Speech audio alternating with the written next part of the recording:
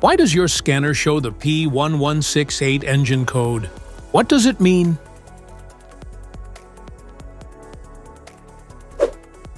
P1168 is a diagnostic trouble code for closed-loop control function at Bank 2.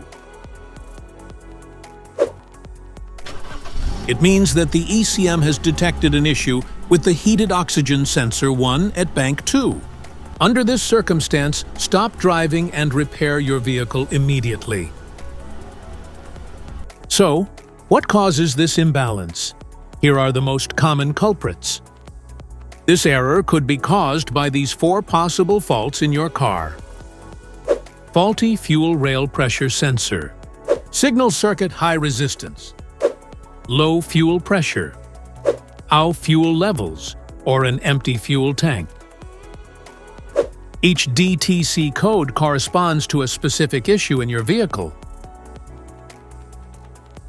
Most commonly, it is associated with Nissan vehicles and refers to issues with the air-fuel ratio AF sensor or the closed-loop fuel control system. If you want to fix this error code, let us know in the comments section. We will definitely make the video on your demand. If you like this video, don't forget to subscribe to our channel. Thanks for watching.